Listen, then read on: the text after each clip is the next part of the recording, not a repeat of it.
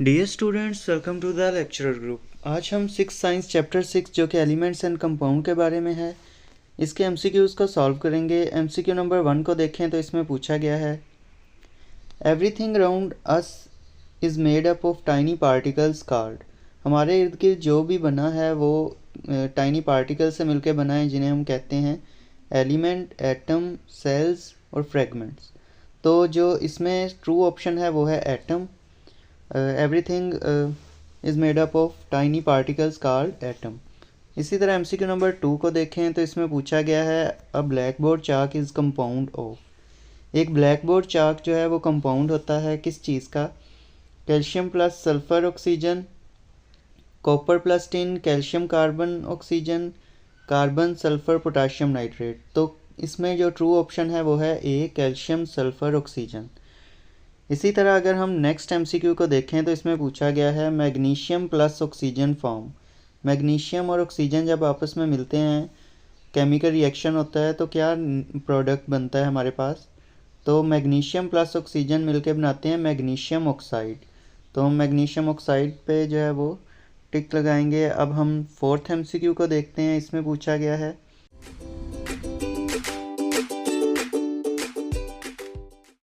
MCQ number 4 को देखें तो इसमें पूछा गया है, why we use metal in cooking pots. Metals की किस जो है वो खूबी की वजह से हम उसे कुकिंग पॉट्स में यूज़ करते हैं। यहाँ पे उसकी डिफरेंट प्रॉपर्टीज़ लिखी हैं। They are brittle. Brittle mean कि ये टूट जाता है easily. They are malleable. Malleable का मतलब होता है कि इनको हैमरिंग करके एक थिन शीट के अंदर भी चेंज किया जा सकता है। गुड कंडक्टर, ये अच्छे से जो है वो कंडक्ट कर सकते हैं इलेक्ट्रिसिटी और हीट को। इसी तरह डक्टाइल मीन के इनसे वायर बनाई जा सकती है। तो इनमें से कौन सी प्रॉपर्टी जो है वो यूज़फुल है कुकिंग पॉट्स बनाने में? तो गुड कंडक्टर। ठीक है, they are good conductor of heat and electricity. ये हमारे पास ट्रू है, हम इसको जो है वो सिलेक्ट कर लेंगे। अब नेक्स्ट चलते हैं एमसीक्यू नंबर 5 पे। इसमें पूछा गया है, which element is mainly used in the production of fungicide and insecticide. Fungicide और इंसेक्टिसाइड की अगर बात करें तो fungicide mean fungi killer and insecticide mean insect killer. तो ये कुछ ऐसी मेडिसिन्स होती हैं, आपके घरों में भी इंसेक्टिसाइड मौजूद होंगी जो कि हम इंसेक्ट्स को किल करने के लिए इस्तेमाल करते हैं, और फंजाई को। इनमें जो मेन एलिमेंट यूज़ किया जाता है वो सल्फ़र यूज़ किया जाता है, तो इसका सल्फ़र है ट्रू ऑप्शन।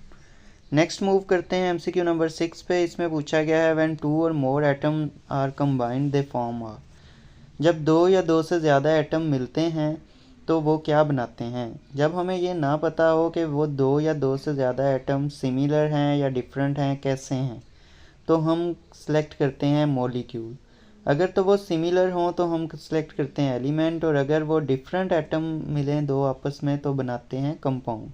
तो ये आपने सीक्वेंस याद रखना है। मॉलिक्यूल, कंपाउंड, एलिमेंट की डेफिनेशन तकरीबन सेम होती है।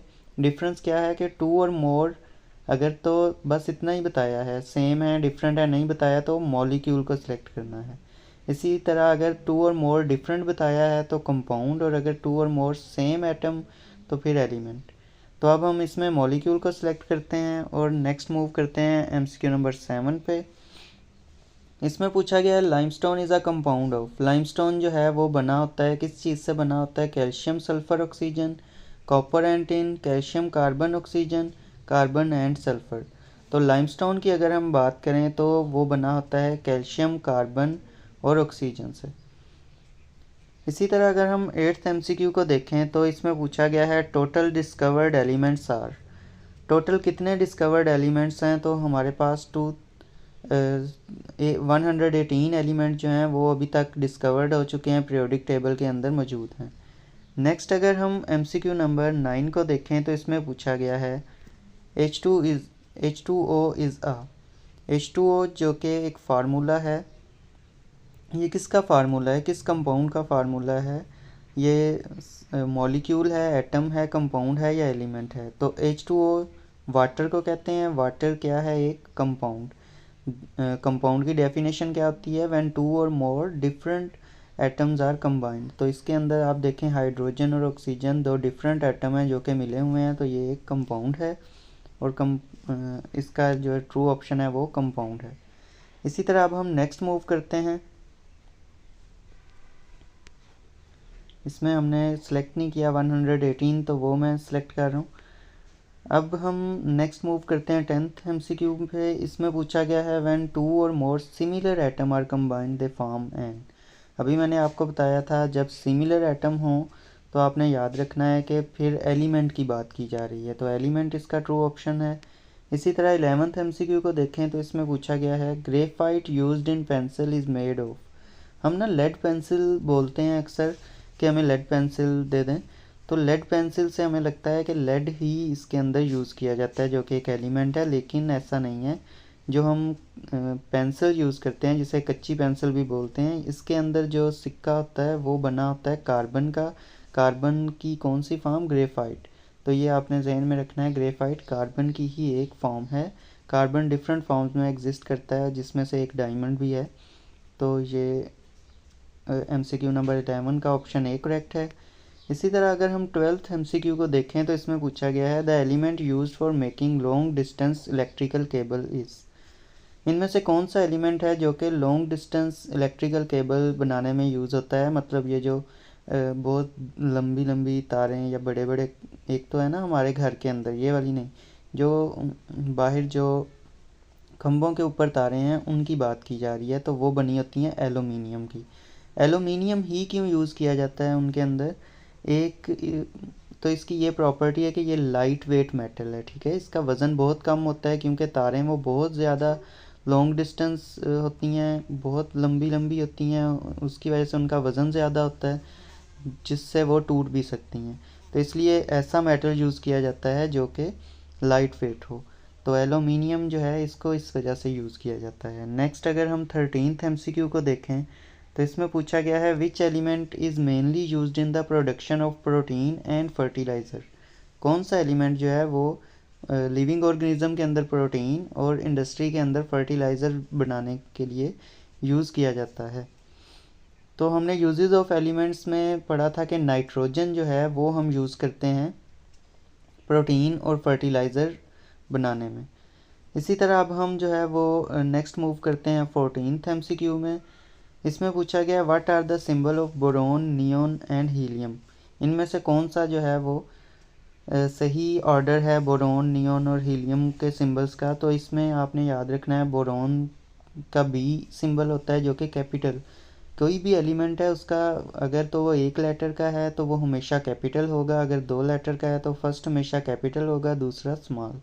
तो बोरोन का B होता है सिंबल, तो B यहाँ पे अगर हम देखें तो फर्स्ट पे D ऑप्शन के अंदर है। नियोन का N कैपिटल है, देख लें, पहला हमेशा कैपिटल होगा लेटर। E जो है वो स्मॉल है। इसी तरह हीलियम का भी H कैपिटल है, E स्मॉल है। तो हम D ऑप्शन सेलेक्ट करते हैं। अब हम नेक्स्ट मूव करते हैं। 15th MCQ को देखें तो इसमें पूछा गया है which due to which property of metal we use them to make car frames. इनमें से कौन सी प्रॉपर्टी जो है मेटल की वो हम जिसकी वजह से मेटल्स को कार फ्रेम्स बनाने के लिए यूज़ करते हैं? तो सोनोरस रिंगिंग साउंड प्रोड्यूस करना तो कोई ऐसी प्रॉपर्टी नहीं है कि जिसकी वजह से कार फ्रेम में यूज़ किया जाए। गुड कंडक्टर इसकी वजह से भी नहीं यूज़ किया जाता, डक्टाइल के लिए भी नहीं यूज़ किया जाता। हाई टेंसाइल स्ट्रेंथ यानी कि ये हाई फोर्स जो है उसको बेयर कर सकते हैं, हाई पुल वगैरह को, तो इसकी वजह से कार फ्रेम्स में यूज़ किया जाता है ताकि एक्सीडेंट के दौरान जो है वो कम से कम डैमेज हो। तो इसमें आपने हाई टेंसाइल स्ट्रेंथ को जो है वो सिलेक्ट कर लेना है। नेक्स्ट MCQ पे चलें तो 16th MCQ है। इसमें पूछें देखें तो the most abundant element on earth is. सबसे ज़्यादा पाया जाने वाला एलिमेंट अर्थ पे कौन सा है? ऑक्सीजन होता है सबसे ज़्यादा पाया जाने वाला, और जो एयर है उसमें सबसे ज़्यादा पाया जाने वाला नाइट्रोजन होता है। ये आपने याद रखना है। नेक्स्ट MCQ देखें 17th MCQ है। इसमें पूछा गया है व्हेन टू और more different atoms are combined they form a. जब दो या दो से ज़्यादा डिफरेंट एटम मिलाए जाते हैं तो वो क्या बनाते हैं? तो डिफरेंट एटम्स की बात की जा रही है, अब आपने याद रखना है। तो डिफरेंट एटम से मिलके कंपाउंड बनता है, तो हम कंपाउंड को सिलेक्ट कर लेंगे। नेक्स्ट अगर मूव करें तो 18th MCQ है। इसमें पूछा गया है dash can exist in a free state. इनमें से कौन सी जो चीज़ है एटम या मॉलिक्यूल जो कि फ्री स्टेट में भी एग्जिस्ट कर सकता है? तो हमने मॉलिक्यूल पढ़ा है कि molecule can exist in free state. Next अगर हम देखें तो 19th MCQ है, इसमें पूछा गया है dash is a mixture of sand, soda ash and limestone. इनमें से कौन सी चीज़ जो है वो इन चीज़ों की मिक्सचर है, सैंड, सोडा ऐश और लाइमस्टोन की। तो अगर हम ग्लास की बात करें तो ग्लास इन चीज़ों का मिक्सचर है। नेक्स्ट जो है वो हमारा लास्ट MCQ है, इसमें पूछा गया है property of metal that enable them to be drawn into thin wire is called. कौन सी प्रॉपर्टी की वजह से जो मेटल हैं वो ड्रा किए जा सकते हैं थिन वायर के अंदर। तो डक्टाइल जो है ये एक ऐसी प्रॉपर्टी है जिसमें हम वायर को जो है वो हिट करके उनको थिन वायर्स में चेंज कर सकते हैं। जबकि मेलेबल जो है वो एक ऐसी प्रॉपर्टी है जिसके अंदर हम उनको शीट्स के अंदर टर्न कर सकते हैं। तो ये आपने हमेशा याद रखना है। आई होप सो आपको समझ आ गई होगी। अब हम जो है वो लास्ट पे देखते हैं कि किस तरह से हमने ये क्विज़ सॉल्व करके सबमिट करवाते हैं ताकि हमें हमारे नंबर्स पता चलें। और मैं इस क्विज़ का जो लिंक है वो डिस्क्रिप्शन में डाल रहा हूँ, आप लोग वहाँ से डिस्क्रिप्शन से इस क्विज़ को जो है वो लिंक पे जब क्लिक करेंगे तो आपका भी ये क्विज़ ओपन हो जाएगा, फिर आपने भी इसको सॉल्व करना है। जी हमारा क्विज़ जो है वो सबमिट हो चुका है। अगर हम उसके रिज़ल्ट्स देखें